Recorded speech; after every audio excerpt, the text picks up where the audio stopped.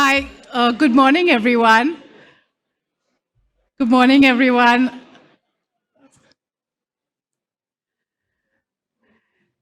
Thank you so much for coming this morning. My name is Radha Basu, and I'm your host for today. I'm the Director for Strategic Engagements at the Sao Foundation. Very warm welcome to each one of you to the Sao Foundation Longevity Forum, which kicks off our 30th anniversary celebrations. We are going to be hosting a series of events through the course of the year, so look out for it. Today, we thought we will start with longevity because it is one of the defining trends of our time.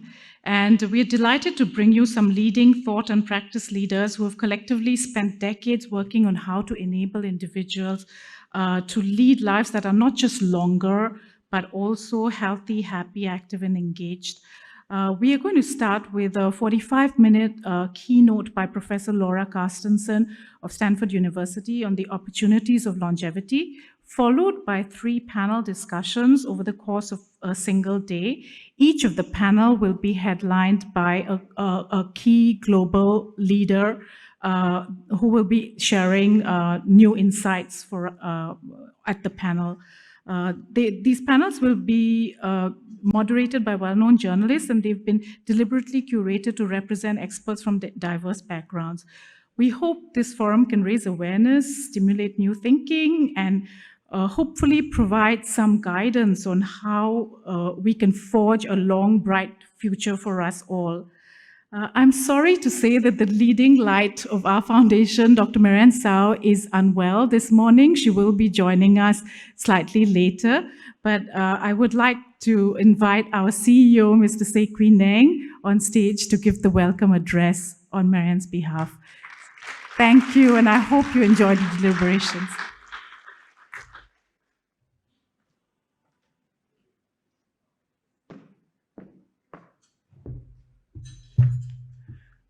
It is wonderful to see all of you here this morning. So many friends and co-partners in this journey that we have. I want to start off today by firstly thanking Radha, Denise, Shanice from Sao Foundation, and in fact the entire Sao Foundation team, who apart from doing their day job, have had to organize this incredible event. So I really want to start off by firstly thanking all of them. Thank you so much.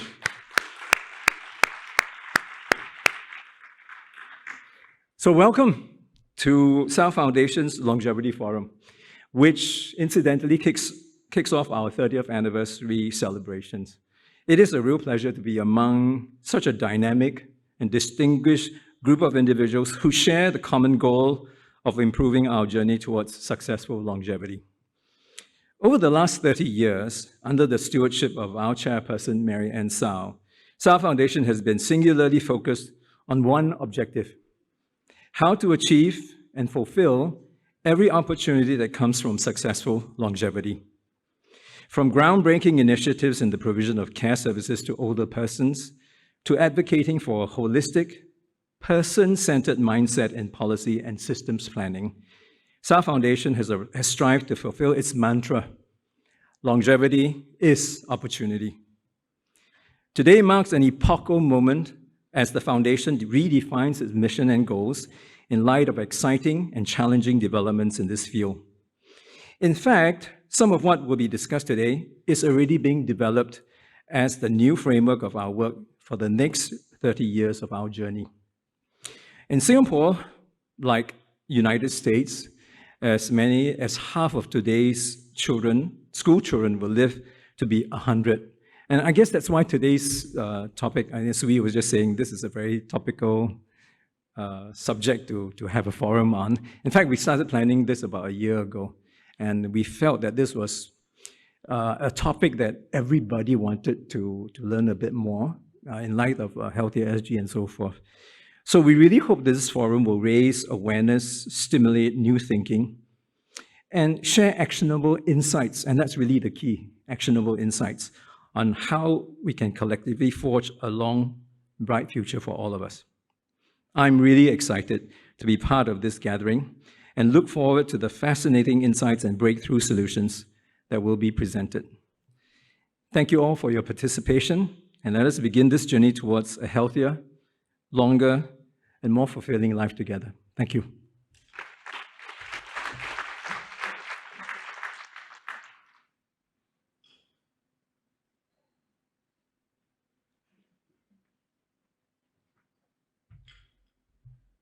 Thank you so much, Say. We're privileged to hear today from a global guru of longevity, Professor Laura Carstensen, who is Professor of Psychology at Stanford University and also the founding director of the Stanford Center on Longevity. An award-winning researcher and author, Prof Carstensen is also a leading advocate for a radical redesign of our lives, communities, and economies to better support longer lives. She will speak today on how we could navigate longevity with a new map of life. Over to you, Professor.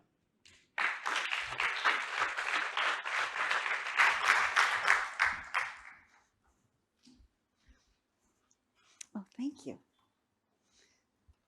Thank you, Radha. And I have to give a shout out to you for just being so incredibly generous and gracious and helpful with all the plans that went into making today happen. I really appreciate you. And I want to congratulate the Sal Foundation. 30 years. What an anniversary.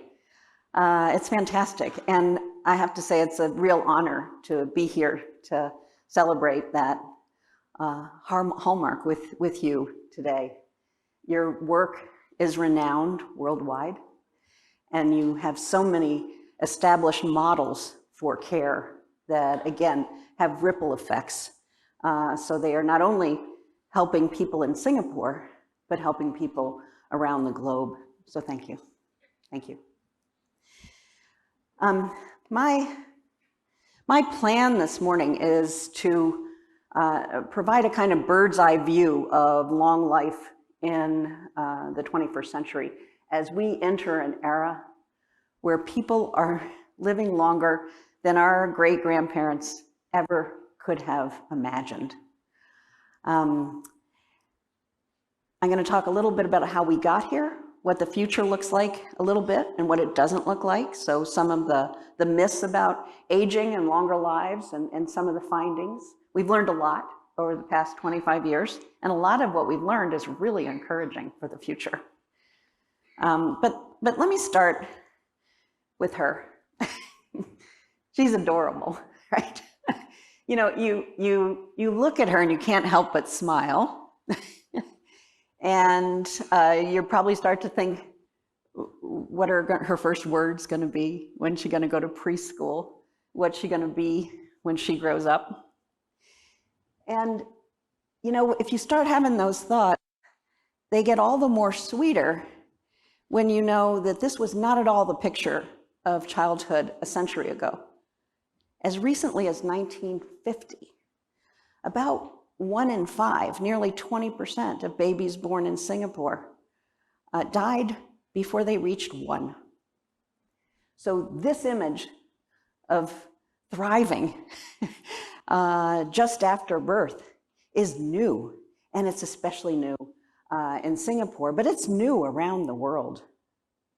Now, death was common at all ages. Many more died before they reached 12, the 20% before they reached 1, and then more. And you know, death wasn't even that common. Death wasn't associated with old age because it was so common at all ages. People would get sick and die quickly.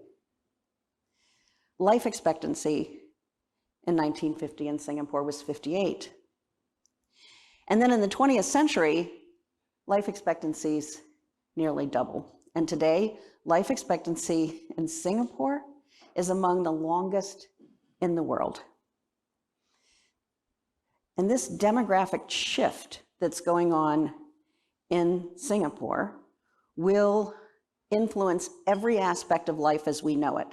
The nature of families, of education, of work, retirement, how we think about the world, politics, all of these aspects of life are going to change because of this dramatic increase in life expectancy. And the premise of the Stanford Center on Longevity, and the premise, I think, of much of the work that goes on in this area of longevity, is that there's nothing wrong with living longer. Having 30 extra years of life is not something to complain about. But it reflects the mismatch between the length of the lives we're living and the worlds into which we are born. You know, humans are exquisitely sensitive to culture. Culture tells us, you know, what our standing is in the world. It tells us when to get an education, when and who to marry. It tells us that you're supposed to sit when you're in a room like this, when we all know it'd be better to stand. And you can anytime you want here. But the point is, we do what other people do.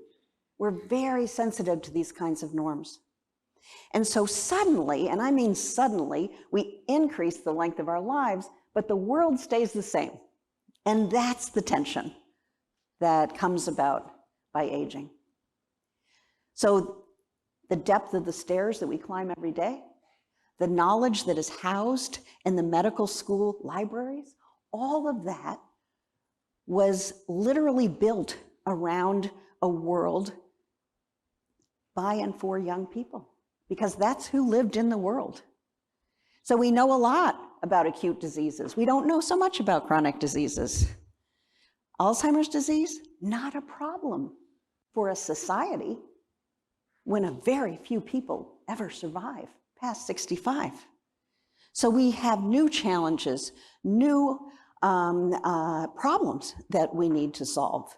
But it's really the suddenness that all of this changed that is so hard, I think, for humans. We get 30 extra years of life, no strings attached. We tack them all on at the end. Only old age got longer, and now we're wringing our hands going, oh gosh, how are we going to take care of all those old people? So to say that this came about suddenly is really an understatement, and let me put it in historical context for you. I mean, really broad historical context, like throughout human evolution. Life was short throughout most of human evolution, and I mean really short. The estimates as we were evolving on the African plains go from 18 to 20, somewhere in there. And natural selection worked on aging, and it inched up over thousands of years, millions.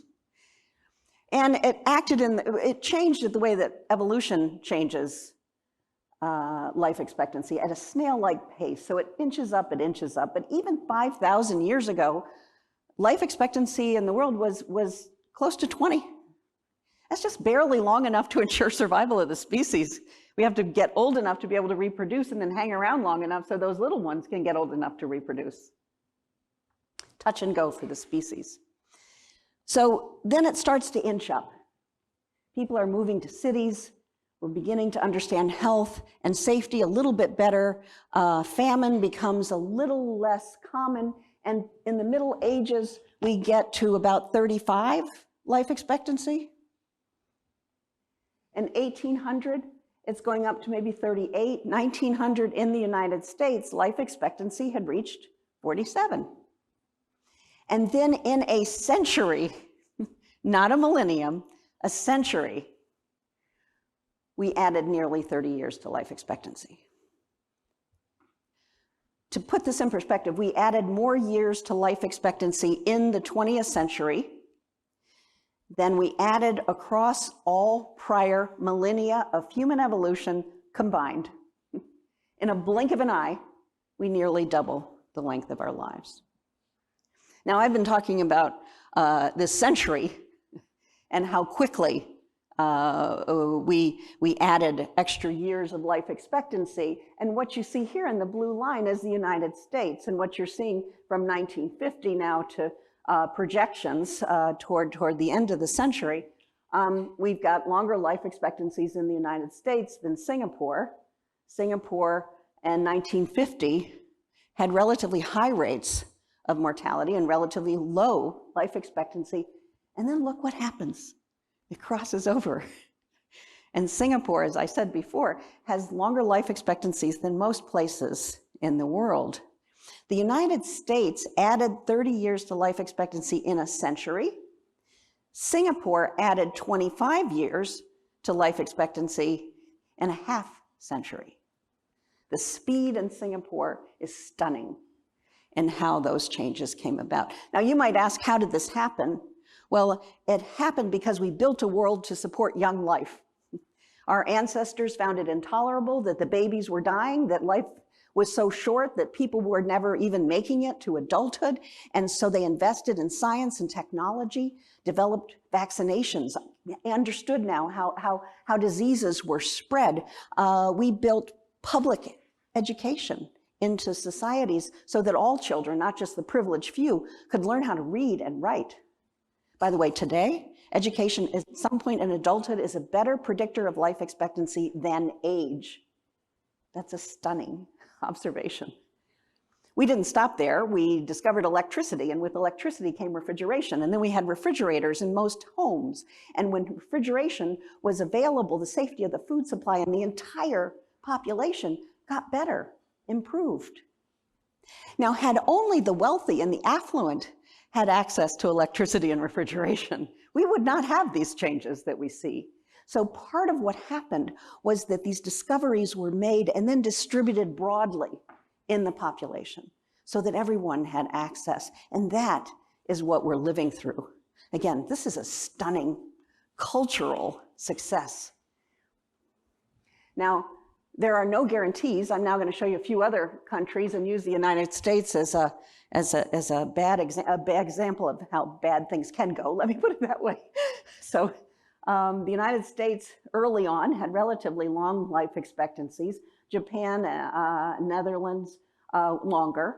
And then over time, we've seen a lot of variation there in life expectancy. But you can still see here that Singapore is aging quickly, rapidly, and projected to have among the longest life expectancies at the end of the century, as well as today. There are no guarantees. And I'll say in the United States, life expectancies stopped increasing about 2010.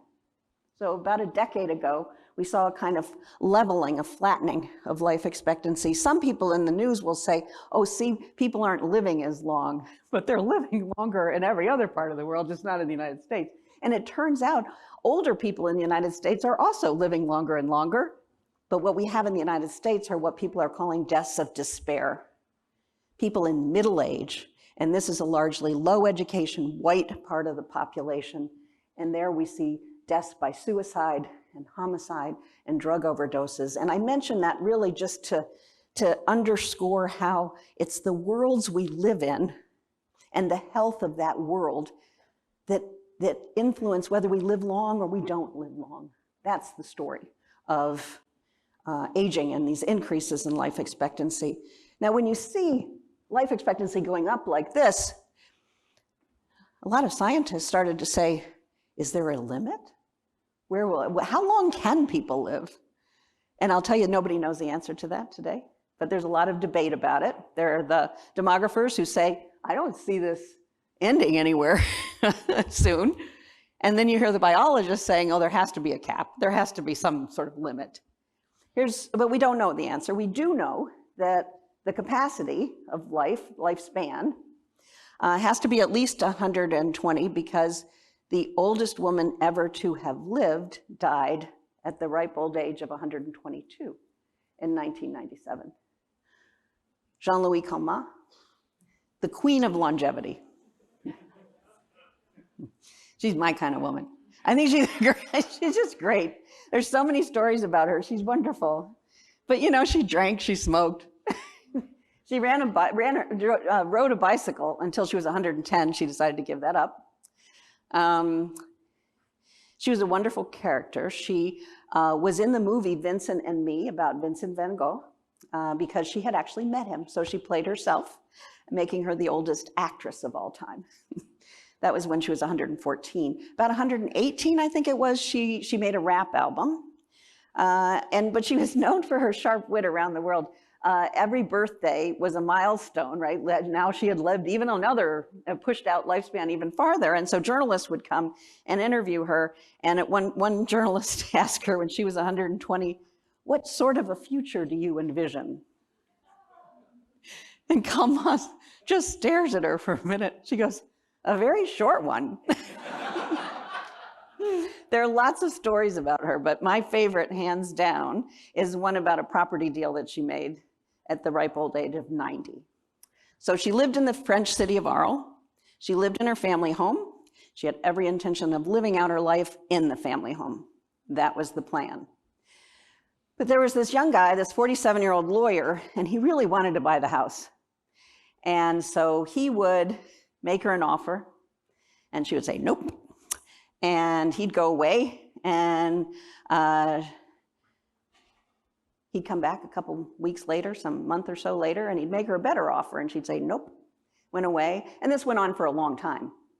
And then one day, he arrives on her doorstep, and he says, I've got a proposition for you.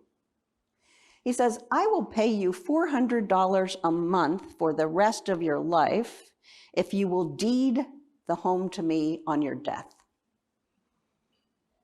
Kalma thinks about it. She says, okay. And they draw up a contract. And over the next 30 years, he paid her more than 4 times the value of her home.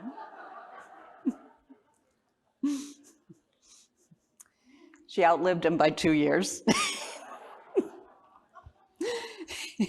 He died at 77, average life expectancy. But they had become friends over the years, and he had attended her 120th birthday party shortly before he died. And they were overheard talking, and she'd turned to him at one point. She goes, you know, we all make bad deals.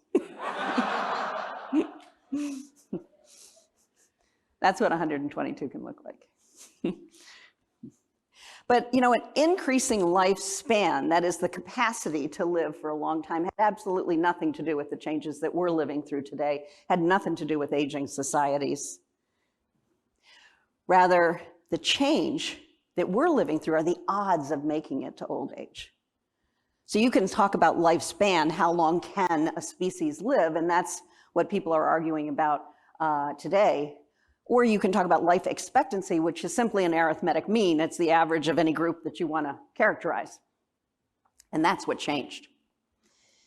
So life expectancy went up in a century dramatically. Something else happened in that century that you all are aware of here, I'm sure, and that is that fertility fell.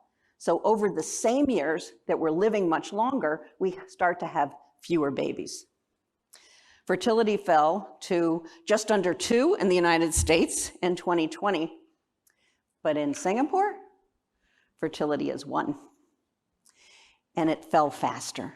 So it's kind of like everything that we've seen around the world with this changes in aging and life expectancies and fertility are just happening at much greater speed in Singapore.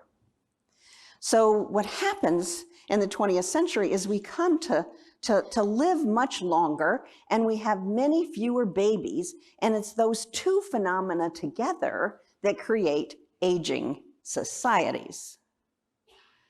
We could have had longer life expectancies, but high fertility, then we'd just have a huge population. But it looks like the same factors that lead to longer lives also lead to lower fertility. It's happened everywhere in the world. And that seems to be related, by the way, to education of girls. Educate girls, they stop having a lot of babies. I won't comment on that. So what we're living through is not really so much a world where we're going to be top-heavy with old people, but a world that's going from a pyramid-shaped population, many young ones at the bottom, winnowed to a tiny peak at the top, to rectangularly shaped populations. Now, the transitions are difficult, and because of the speed that this came about in Singapore, you're particularly challenged with things like policies. How do policies work when they're premised on having lots of young and very few old? And that's a challenge, and we need to address those. But eventually, everywhere in the world, where we're headed is a relatively even distribution of age in a population. And that, you know, when you think about it, is remarkable. What it means is, for the first time in human history, most babies born are going to have the opportunity to live out their full lives. You know, you can almost get chills. I say, if you're the person, if you can get chills from biostatistics, these are the ones, you know. It's almost religious experience. It feels like a miracle. You know, again, throughout, as recently as 1950, there wasn't a country in the world that had a life expectancy older than 40. And now look what's happening. Children are surviving, and it's because we, the world, came together, invested in science and technology and behavior change, and created worlds where people didn't die prematurely. That's the change. And because of that, we are standing at a point in history where 4 and 5 generations will routinely be alive at the same time. People talk sometimes about families getting smaller. Depends on how you define them. If you're talking about parents and their biological offspring, they're getting smaller. But if you look across the generations, they're not smaller. We've just gone for these short, stumpy kinds of shapes to this long, elongated shape of families. That's the change. You know, to put this in perspective, in the United States, a 20-year-old male today has a better chance of having a living grandmother than a 20-year-old male in 1900 had of having a living mother. That's a stunning shift. And it's a cultural accomplishment. We did this together. We, the world, did this together. We invested in the ways that we needed to solve the problems. And as a result, we created multi-generational families and age-diverse societies. And you might think that we'd be dancing in the streets. You know, we've got more time to, pursue our goals, to spend time with our loved ones, to chase our dreams. This is stunning. This is wonderful. And we should be, just celebrating. And that's not what's happening. Instead, we're worried. We're worried about our parents and our future selves. We're worried about these policies put in place based on different assumptions of the age distribution in a population. And let me say, we got a lot of work to do. We do have new problems we need to address, and I know many of you every day see some of the evidence of that. Alzheimer's disease, osteoporosis, osteoarthritis, stroke, heart disease, new kinds of chronic diseases that we didn't have to really wrestle with a century ago when lives were short. We got a lot of work to do. But we also need to give up the idea that aging is an inevitable downward slide, because it's not. And I don't say that as an optimistic comment. I say that based on the scientific evidence. We've learned a lot about aging in the last 25 years, and by and large, aging is getting better. For the last 50 years, each generation that's arrived at old age has been healthier than the one before it.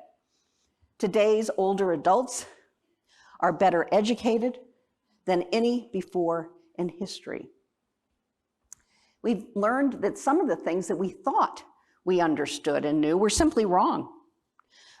We found out, we thought that cognitive performance just gradually declined with age. Nothing you could do about it. Happened regardless of sex or race or culture. Everybody saw this sort of downward slide and processing speed. It turns out that's because we have been averaging people in the earliest stages of dementia with people who have healthy brains. And while there's not a lot of good things to say about dementia, most people won't ever get it.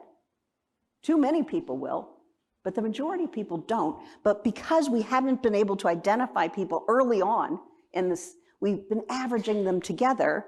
And then if you do that, it looks like we see this kind of downward trajectory. So some things we've understood now to be just wrong.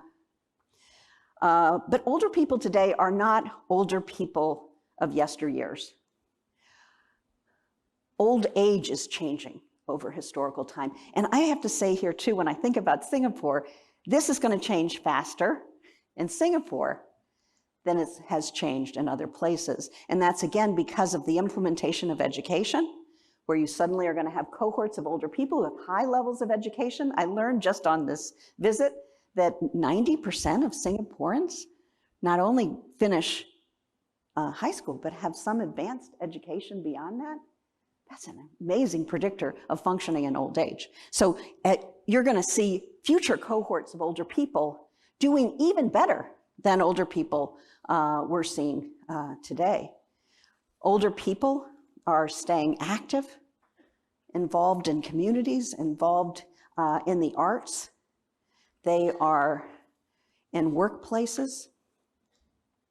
They are caring for communities, and they're caring for families. And that's today. And as we look forward to populations changing, we're going to see even more change in our images and our thinking about older people. So let me show you some data. These are findings about functional health from some colleagues of mine at Stanford and other places who worked together on this large survey. This is in the US. This is the percent of people who responded to the question, are you healthy enough to work? With the answer, yes. And there are two things you're going to see. One is that, oh, this works, huh? The older ages, the older the age, the fewer people say I'm healthy enough to work. Okay, so we do see a reduction there. But look at this over 85 group. Half of them say they're healthy enough to work. That's interesting. And it's not random. We can predict who's in that group and who's not by the accumulation of advantages or disadvantages they've experienced during their lives. Education is a great predictor of functional health. So this is what you see here is education compartmentalized by the green line. That's people who didn't graduate from high school. And that's what a lot of older people in Singapore today, the oldest old, didn't graduate from high school. And you see this kind of steady decline in functional health. If you look at the red line, those are people who they're you, graduated from college. That group of people doing really well. So there, if you look at functional health, people who are 75, 80% of them are functioning really well. And by this, that means that they have no functional impairments. They're saying they don't need help with financing, with driving a car, living on their own. They're completely independent and autonomous. And again, let me make this point that education is critical here. These are US data, 1940 to 2018. And it's what part of the population, how much of the population had finished high school. And if you just go to 1970, 40% of the population in the US had not completed high school. So now you're looking at the oldest old in the US today, right? And we think we're saying those people are cognitively challenged, but it could be an education effect. And when we look at variability, it looks like it is very much an education effect. And rates of dementia, the incidence of dementia, is going down over historical time. Now, prevalence will be up because the more older people you have in a population, the more people will have a disease of the brain that occurs in old age. But if you're looking at birth cohort, those people born in 1900, 1920, 1930, 1940, the incidence is going down, and it's not small. It's been going down since the 1970s by about 20% a decade. We're seeing this reduction. Imagine if that were a pill, it'd be getting so much more attention, but it's predicted by education. And here's some of the best news yet that you'll hear today, and that's that older people are doing better emotionally than younger or middle-aged people. And this has been shown in study after study after study. I chuckle because we work in this area and it keeps making headlines. And it's like, this finding's been around a long time, but people don't believe it. So it's been challenged and looked at every which way, and we just keep getting more and more evidence that older people are doing better on almost any psychological dimension than younger and middle-aged people. Here are findings from a recent study published from a group at the Chan School of Public Health at Harvard. And they looked at a lot of different variables from happiness, mental health, purpose, character. And across everything, they're finding that the oldest people are doing better than the younger middle-aged people. And you all are aware of the real challenges and stress that younger populations are under today, the younger people. People in their 20s and 30s are experiencing very high rates of anxiety, depression, loneliness. Loneliness is much higher in young people than old people. So we keep hearing about programs to help reduce loneliness, and they say, you know, we're going to get young people to go visit the old folks. And I say, I think that's a great idea because they really need some help. But these are really deeply ingrained beliefs that just aren't supported by the evidence. And I don't mean to minimize the negative effects of those older people who are lonely, and they are there. But the important point here is that if the rate of mental illness and loneliness and depression is so much lower in older ages than younger ages, it means it's not inevitably going to come with age. On the contrary, it means there's some sort of age buffer. And we need to begin to get these things right. We need to get a better image that's more accurate and reflects the data, the evidence of what aging is like. There are a lot of negative aspects of aging, let me tell you. Physical aging, I don't know any aspect of it that's really good. But emotionally, social relationships, a sense of purpose, wanting to help others, pro-sociality, these all increase with age.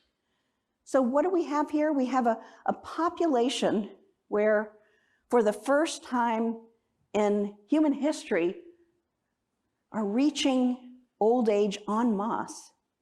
And they are the most knowledgeable, the most physically, functionally healthy, and emotionally stable adults ever.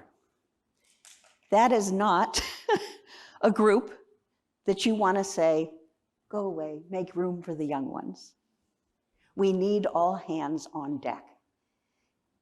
My friend and colleague Mark Friedman likes to say, older people are the only natural resource in the world that's actually growing. Exactly. Thank you, Mark. I quote Mark all the time, and I told him I had to drop some of my quotes of Mark out since he's here. Otherwise, I would just steal everything his wisdom that he has shared with me and with all of us for a long time. So that's the story. That's the population in a nutshell. And now we need to think about what we're living through. What's the historical era? What are we going to do going forward? And that's what I want to very quickly overview in my remaining minutes. And my colleagues and I believe that we need to chart a whole new life course. We need a life course perspective for a number of reasons. One is that the kinds of problems we see late in life rarely begin late in life, rather they have their roots much earlier. So we need to think about all of the life course. But we also need to think about where these 30 extra years could be useful in places other than old age. I've been asking people for years, if you had 30 extra years, where would you put them? No one has ever said I would make old age longer. And we can put these years anywhere we want, and we should think long and hard about where they should best go. I think we should make childhood longer. We should take the pressure off those little kids to learn how to read and write by the time they're 4, and instead let them go climb trees, learn music, learn a couple languages. These are things that would be really good for them. So we need to have that conversation. We need to think about it. So in 2019, we began this project, A New Map of Life. We did it first by convening a group of experts, about 50 people in the room. Half of them were academics, half of them came from industry, private sector, aging organizations, pediatrics, the transportation industry, financial services. We brought all these people in a room and we said, we want you to do 2 things. We want you to envision what a wonderful century-long life looks like. Your 100th birthday, how you doing, who's there, what's the party look like, what kind of music, you know, really think about that 100th birthday. We did this because we had done a survey with Time magazine a couple of years before it, and we asked people what their dreams and their goals were for making it to 100. And the top 2 responses were, I hope I don't have dementia, and I hope I haven't run out of money. And I looked at those findings and I said, we need to raise that bar. Because we can't achieve what we can't envision, and we need to begin to envision thriving century-long lives, because that's what the opportunity is, and it would be almost immoral to let that opportunity just go by. And so after that meeting, which was really interesting, oh, and then the second part of the meeting, we said, what would we have to do? What do we have to change to make sure the majority of people can get there? So those were the 2 charges to this group. And it was a wonderful, wonderful 2-day meeting. I was leaving and I said to a colleague, if this is all that happens is a bunch of, relatively affluent people had a good time for 2 days, that's not good. So what we did was we started a postdoctoral program that continues today. We call them New Map of Life Fellows. And in the first cohort, we appointed 9 postdocs from 9 different disciplines, ranging from neuropsychology to climate change to economics, education experts. And we asked them to analyze that domain of life and report on what would need to change to support people for a century. That was the task. At the end of that time, we integrated those reports into something we call the New Map of Life report, and you can see it on our website. But what we did in the report was to look for central key themes that went across these different analyses and would help shed some light on what we need to understand going forward. So, key themes. The first is that age diversity is a net positive for society. And I think we gotta stop talking about aging societies and talk about age-diverse societies, because that's what we have, for one. And when we talk about aging societies, we tend to just go right to older people instead of thinking about the whole population. And we need to think about the whole population. We have never had in human history populations where we had such age diversity, where we now in the United States, we have roughly the same number of 5-year-olds as 65-year-olds. And wow, start to think about what you can solve with that population. With younger people, with strength and skill and speed and ambition, and you couple that with older people who are emotionally stable and knowledgeable and functionally healthy and pro-social, and you start to say, I want that group to take on climate change. I want that group to talk about neighborhoods and how we improve them for people. There's so many things we can now do together, and we've never had that before. So thinking about this, many older people now sort of taking the resources from young people, older people are the resource that younger people need. I like to think of older people as the cavalry coming over the hill who can solve a lot of challenges that we have in today's world. Now, we know we can't wait for them to grow old and knowledgeable. We need to start investing in the centenarians of the future right now. We know that early education is a great predictor of success, and we know from a very important study that when we provide disadvantaged children with high-quality preschool education and daycare, it increases the odds that they'll graduate from high school. It decreases the odds that they'll ever go to prison.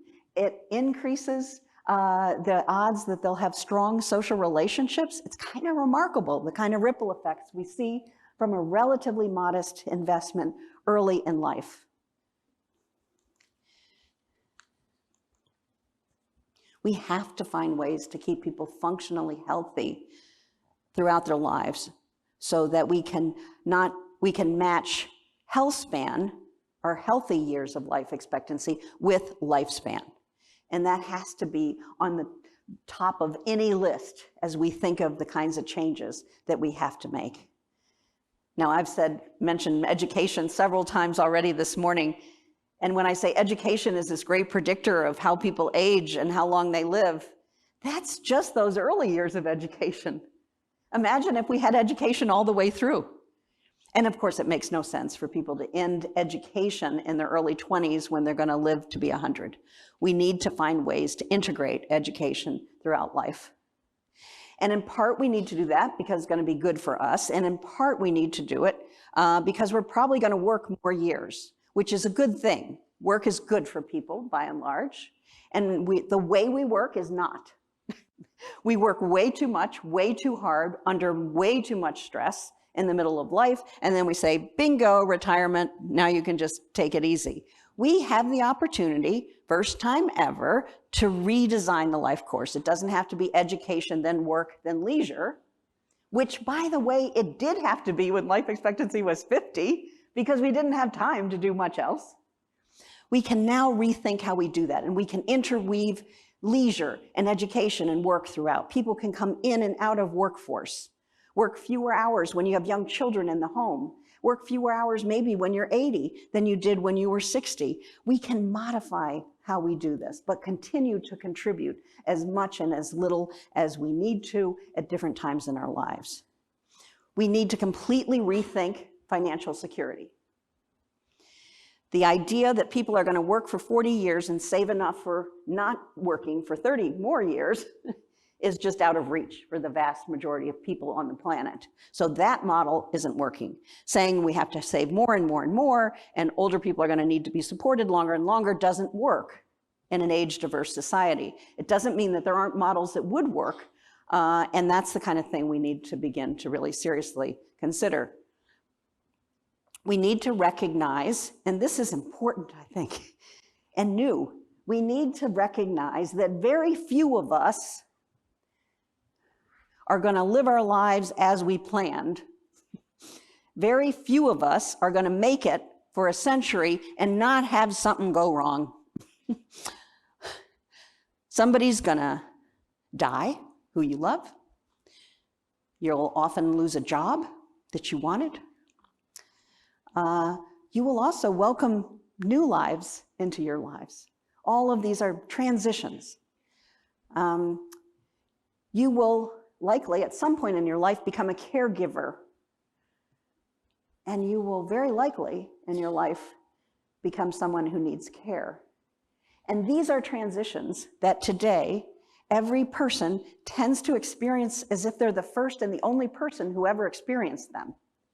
We need to build social infrastructures that help people through transitions that will occur as we live for a century. You know the saying, people plan, God laughs. We seem every day to gain more insight into the powerful effects that the built environments in which we live have on our health. We know now that it's not only outdoor pollution from smog, and that is powerfully detrimental to health. The number of miles you live from a highway overpass predict your risk of asthma and middle age and dementia in old age. So we need to think about those kinds of environmental exposures. We're now learning that exposures indoors to methane from gas stoves is another risk factor that we haven't really been aware of for long. But we also need to have spaces, and this is where Singapore is just so wonderfully ahead of the rest of the world, spaces where people can interact with one another across generations, spaces where people can go outside and walk and feel safe and exercise. I've been at Singapore this week meeting with John Wong and his colleagues about developing a health district, and it's palpably exciting to those of us who have been thinking about the need to change the built environment and the social structure for so long. In Singapore, you're actually doing it, so thank you. We need to recognize that just as our ancestors invested in science and technology and that led to us living longer, we never needed to invest in science and technology more than we do today. The potentials of science and technology are breathtaking.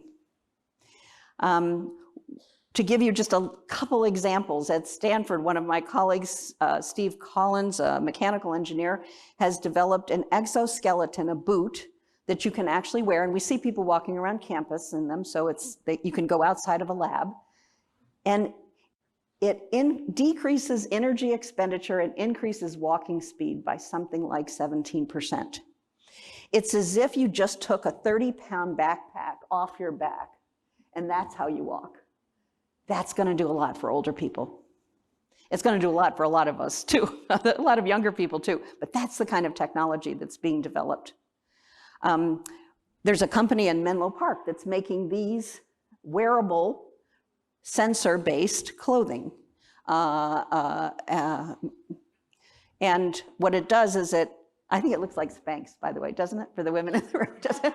But it's not just Spanx. It helps you get out of a chair as you're getting up. So it gives you this kind of sensor and based and then robotic assist as you're moving around. Again, think of what that could do for older people experiencing sarcopenia. These are game changers when you can think of clothing that will help you stay fit. They're also developing things like smart bandages. So if you had diabetes and you had wounds, the bandage itself will speed the healing by 25%, identify if there's an infection and start treating it without you doing anything.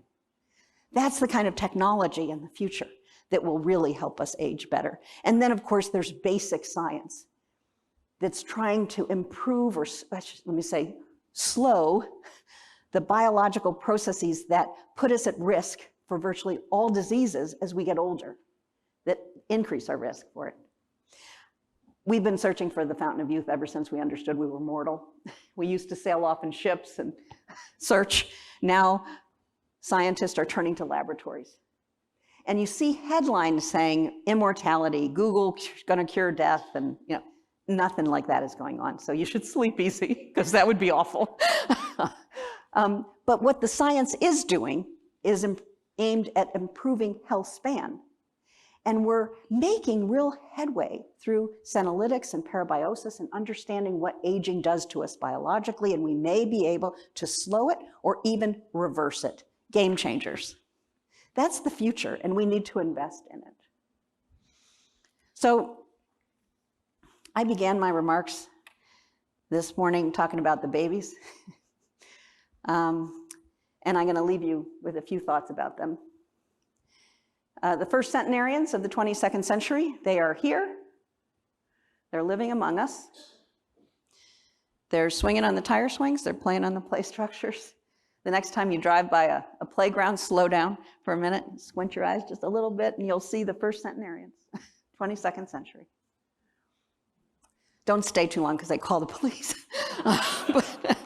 But the point is, the young ones are here of the next century, the older people of the next century, I should say, are already here. And just as our ancestors built a world to support young life, it is our job, it's our duty to build a world that's going to support her all the way through. Thank you for all the work you do, and thanks for having me today. Thank you. Thank you.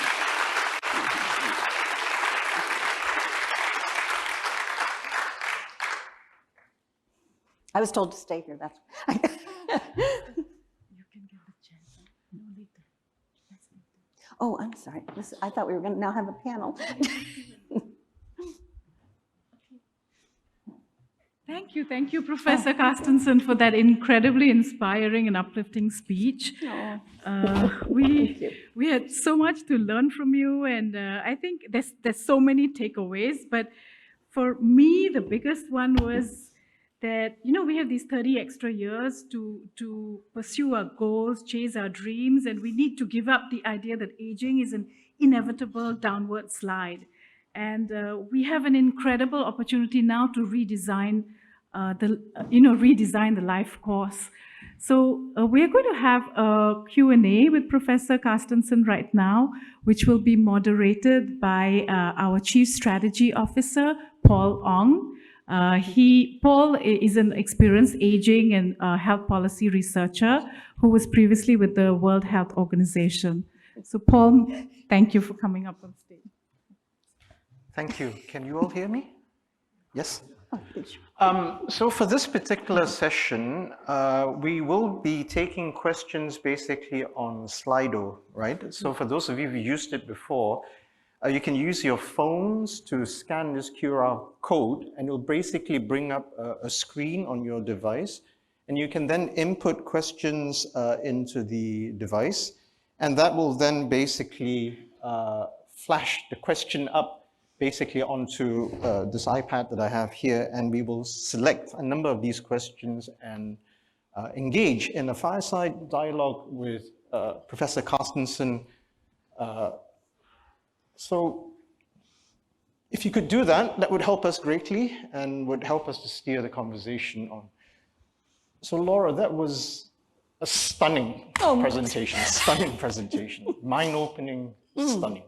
You're so kind. Because I think clearly what you've articulated to us very, very clearly is this idea and the fact anyway that the world as we currently exist today is not going to be suited to the sorts of futures that many of us are going to have, or that my children are going to have. And so that's something that we really have to think about. I think you're absolutely right when you said that the world's not prepared essentially for something that's not a pyramid, but rather more rectangular shape in terms of its demographic distribution. So I just wondered, through the plethora essentially of wonderful ideas that you shared in terms of things that we would do, if I were a government official in many governments, I would be sitting there thinking, gosh, my economic system's not set up for that. Mortgages today are still dependent on an idea that I will retire at 65 and hold a constant job in order for me to have that mortgage, right? The education system currently, as you pointed out, if you have a bachelor's degree, that protective effect is something that I have to acquire by the time I'm 21, and then it's over. I have to be 65 to get my pension. So I would be sitting there essentially as a government official, and I would be concerned. I have an election to fight in 5 years, but I want to change the system because I have kids, and I want to make the world a better place. What advice would you give to somebody like that, a policymaker of that nature, would say, Laura, help me. What are the 2 or 3 things that I could actually do for my country to start this process of reform? Would you have any ideas? It's a big question. It's a big question. It's a challenging one. But I'm smiling as I'm listening to you, because in Singapore, you could actually do this. And you have so many times. Just you make a decision as a country, you say we're going to change this, and you implement it, and it happens. In the United States, just to give you another contrast, we say there's something that needs to change, and then we argue about it for about 150 years. and then we don't change. So that's the alternative. I think financial security is essential to making these changes. And so that would be one that I would think long and hard about. Because in part, working less at some points in your lives than others, going back and getting an education, retraining, reskilling, all these things presume that you have the financial ability to do that. So we need systems that are going to help support people to it. And I think universal income would go a long way toward helping the population writ large be able to have more flexibility and make those kinds of decisions that in the end would be good for them and the population as a tax base, because people will then work longer and be able to take more financial risks, which tends to be good in the long haul. So that's what I think I would certainly start there. And I say universal income as opposed to more services for older people, because I think people at all ages need financial security. And in the United States and in Singapore, you have more there for older people than for other ages. I think we need to spread that out so that we can look forward and help people throughout their lives. So that's one. I would certainly do something about education. And some people today keep talking about people going back to college. I'm not sure that's the answer. And in fact, people who are studying college education are coming to the conclusion that even young people shouldn't go to college. Not at the number. I mean, some people should, and there are jobs where you really need it and so on, but skills training is coming to have a much more central role in education, and I think we need to do that throughout life. So I would say education should be available for people, however that is. And we need new forms of it. We need online education, we need employer-based education, skills training. That's what we need to do with education. And the third thing I would say is policies that incentivize different generations to interact and solve problems together. Because again, I think in many ways that's the greatest gift we've been handed, is to live in a world where we have that distribution. And today, we don't see it that way. And there's a lot of concern about generational conflict and, you know, older people taking resources away from younger people. And just, there's so many things that I think a lot of it's just not true, but some of it is, and we need to address it. And I think the way to do it is to begin to talk across generations much more than we do today. So if we could build a system, here's one really weird idea, but I look at Mark because he'll laugh and say this is wrong. You can have a pot of money, for example, that you would give to multi-generational groups to solve problems. I think it would incentivize people to work together, and then they get to know each other. And when you get to know people across different generations, you begin to reduce the stereotypes and the concerns, and you build, anyway. See, I could keep going on about this for a while, and I know nothing about policy. Oh, I don't think that's true. No, I think these are important insights and very important questions, because I think these will be the questions the policymakers will, because they'll be at wit's end. Where do I start? Where do I begin? There's some, thank you very much, some truly excellent questions actually that are coming through. I think I want to follow up maybe on the education path that you've been talking about. And there's an excellent question here about, you know, having looked at your data about education that promotes, better longevity, better health as we go forward. But a lot of people here want to know, what exactly is it about education, you know, that's having this sort of protective effect? Is it about having more income and resources, or what's going on? Could you expand on that a little further? No. No. No, that's the million-dollar question. Right. Actually, that's what's fascinating. It's a great question, whoever answers the question. We don't know what it is. And my guess would be it's a little of everything. It's a little bit is that sheepskin that you get when you graduate from college allows you to get a job that pays more money, you live in a better neighborhood, you have more financial security, you know, on and on and on. So that's part of it. There may well be something about education that helps people solve problems better. They learn about how to think about information differently, and that's probably some of it. But it's got to be over-determined. But the bottom line is we do not know exactly what, you know, the critical ingredient is, and it's probably a lot of things. So this is a very critical area for research. It is. It really is. Because if we could find out, if we could distill it down to the thing that's most important about that, then we could begin to provide it to more people. Another very, very interesting and I think a very good question here, I think, is around the issue that you described about the intergenerational relationships and the potential for conflict as well as opportunities that are there. So there's a question here, and I suppose, you know, potentially what this person is asking at the moment, I suppose, is reflective of, say, the pension riots are going on in France at the moment. You know, so people are living longer lives, and you know, and then people basically are not happy to be told anyway that because we're living longer lives, I have to give up my pension or I have to retire later. So the question here is around, are there enough roles and resources, monetary and otherwise, for both the young and not so young? And how do you change societal expectations across generations about work, about career progression? You know, what would you do about that? You know, to address, otherwise you might see global rioting in different countries like you do in France. Yeah. Oh, the French. Any French people here? I apologize. You know, I'm hearing comments rather, both pro and con, the French.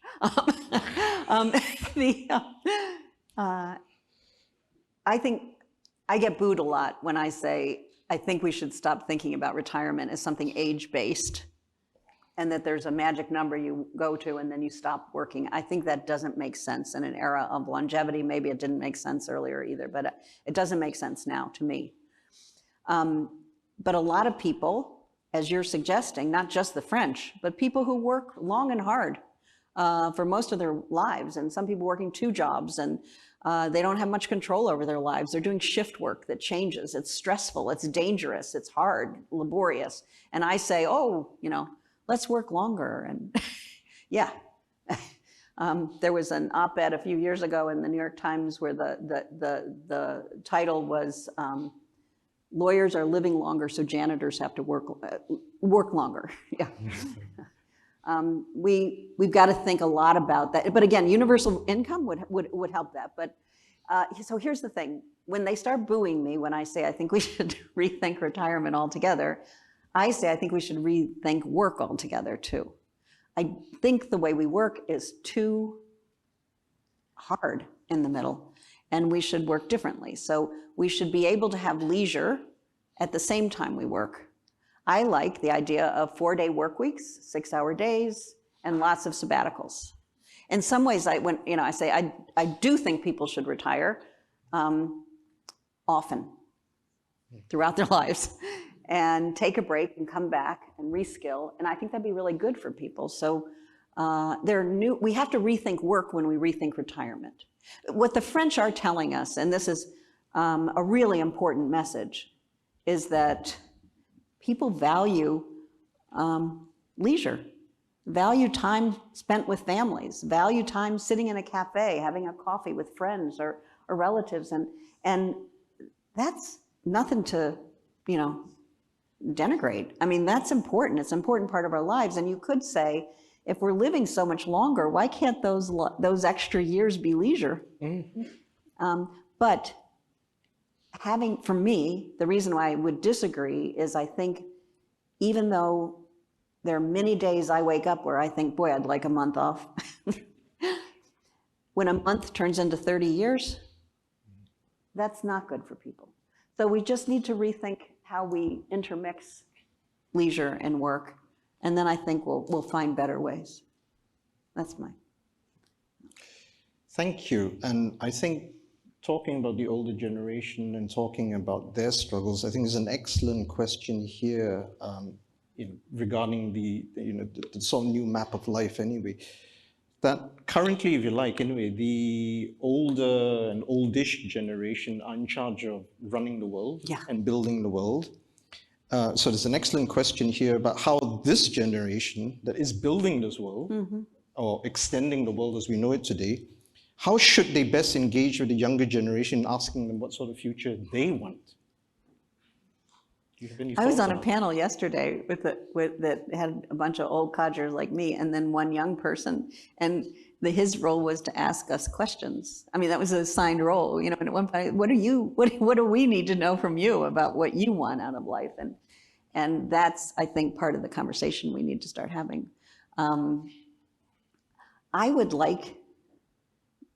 I like the idea of something. Lisa Berkman first came up with this idea, and I may botch it, so don't blame her, but credit her with the core of the idea. And that is to have a government policy that considers the effects of policy changes on all generations. So we're not just favoring one generation over all others. I like that idea a lot. It would be similar to saying before you create a policy, you have to have a review for the budget or for energy effects or pollutions or things. We could do that, but we should think about it because we need to have a conversation about a new generational compact.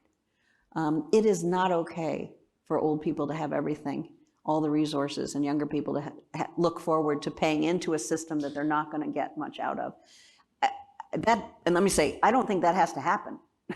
There are ways around it, but if that was the direction any country was headed, that's trouble and troubling, and it should trouble all of us. There are children, our grandchildren. We need to create a world where generations can all do okay, and that should not be a problem. That is, the reason the policies we have today aren't working is because they were premised on the assumption that is now no longer accurate. But it doesn't mean that we couldn't have policies based on age diversity that wouldn't work. And we just need to get to those, right? So we need some imagination and thinking about how to provide financial security and opportunity for people across the age spectrum. And by the way, I know a lot of economists, and some of them are really sharp on this, and they're figuring it out. And I think we will come up with those kinds of new policies. Thank you. There's another excellent question here. So going back to one of your earlier comments about, there are these people working 2 jobs, 3 jobs, just struggling to make ends meet. So one question that we have here is, do all seniors or even old people really want to live longer lives? Or what about the fact anyway that rather than wanting a health span, I want my pate, I want my red wine, I want my cigarette. Me too. I want, or in the Singapore context, the chicken rice, the char kway teow, and less exercise. What about wanting a fulfilling life with no regret that might be short? It's like, so within the context essentially of the, the new map of life anyway, this is, many of us here are fortunate. Yes. We belong to a particular social economic class, if you like to use that word. And we have the opportunities and we want to keep working when we're 75. Yeah. But what do we say essentially to these people essentially for whom life may not be that fulfilling? Sorry. By the way, can I just say one thing? I don't smoke. I do like red wine, but I make these jokes about, but anyway. I'm really very much in favor of people making their own decisions about their lives. I'd like for them to make those decisions informed by evidence and knowledge about what the future's like. Humans have a very hard time envisioning the long-term future. And that's true for all of us. And you think about it, in our evolutionary history, life was so short. There's nothing in that shaped our brains in some natural way that predisposed us to be able to think and to want to deprive ourselves today for some very long-term future benefit. Those of our ancestors who felt that way, they died. They're not our ancestors. They're no longer here because we didn't have a long-term future. So it's just relatively new that we have to be able to envision very distant futures. And I think we're going to, since we don't have a natural proclivity to do it, we have to find ways to help people do it. We don't have a natural proclivity to read either. So it's not that it can't be done, but we have to recognize that that's something that's hard for our brains to do. And some of it's stories, some of it's storytelling, some of it's intergenerational contact. Because if we interacted with those older people who did say, I don't want to exercise, I'm just going to drink to my heart's content, and they would know them. And that would be a really good piece of information for people to have as what the long-term future looks like. So I think actually I think people should be able to make their own decisions about how they live their life. And if you want to live a really hellish but exciting, high risk, short life, all the more power to you. That's what I would say. Most people won't. Good for society, but we shouldn't have more rules about how we live these longer lives. I think we should have fewer. We should give people more flexibility. We shouldn't say this is the stage. Now you're 50, so you do this. Some people say, oh, the 60s should now be this, where it used to be the 40s. It's like, let's forget about age so much and let people live their lives and have more flexibility in the choices they make than we used to. That would, to me, is the gift of added years. Mm.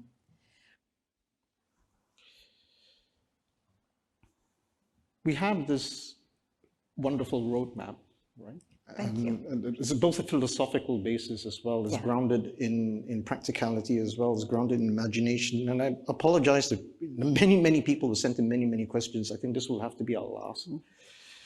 But I think that there's a fair number of questions here where people want to know, based on this roadmap plan that you've put up, whether there are ongoing programs or interventions that are part of a serious effort to gather an evidence base for to underpin essentially this grand philosophy and excellent way of thinking. So are there any programs or interventions that are ongoing at the moment that you could share, that form some sort of evaluative framework maybe for how the new map of life, would generate evidence going forward? You know, the best model is Singapore. You can tell I'm a fan, but you all are doing more than any other country I know of in a systematic way, in the building of health districts that integrate age, that provide access to healthy foods and green spaces. That's fantastic. So I think that you're leading this here in Singapore. That said,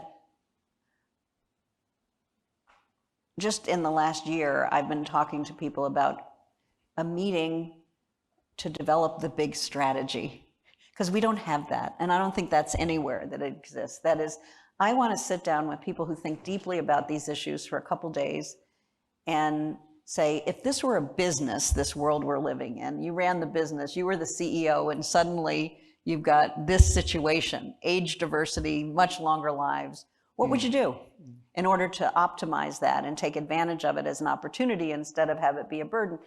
And I don't think we've ever done that. I don't know of that being done, and I want to be in that room and get to listen and think about it. But I think we have to do that. What should life look like? What are the top challenges that we have? And things like, we need to invest in science that's going to find cures for Alzheimer's disease. That's got to be highly, highly prioritized. But I don't think we're doing that yet, right? So we should be able to rank those scientific challenges, biological challenges, the physical structure challenges, identify what they are, and then I think we can have an action plan. And then we can start to find the best people, the best groups to solve those pieces of the big, big challenge. And I think that's what we need to do. And we're right at that point, I think, to do it. Historically, to develop the big picture, the strategy. Because we know a lot. We've learned so much in the last 25 years about the malleability of aging, about the influence of exposures to everything, from good relationships to toxins. I mean, we know a lot, and we need to now put that to work. Thank you very much, Laura, for stimulating thinking everywhere and provocative, challenging the policymakers in here. Don't sweat. Professor Laura will help you. We're out of time, unfortunately. Otherwise, this conversation could continue for a few more hours, I'm sure. You are so great to talk to. Thank you. And what amazing questions, and wow. Well, it's from all of you. Thank you. Thank you very much, Professor Laura Carstensen. What a pleasure. I appreciate it. For getting this day off to a great start. Thank you. Thank you. Congratulations, 30 years. Anniversaries are good. Let's go have a drink. Yeah, let's go drink. Yeah. Thank you, Professor. Professor, if you may please stay on stage for a bit, we'll just ask Mr. Say Kui Neng, our CEO, to give you a small token of appreciation. And thank you so much, Paul, for moderating. Sorry, I jumped the gun just now, but I was so anxious to come on stage to thank Laura because she's been flat out the last few days. She's been working more than 12 hours a day. And, she was incredibly tired this morning, and yet she soldiered on and she really gave us a wonderful presentation. So on behalf of all of us, we really like to thank Laura for that. Thank you.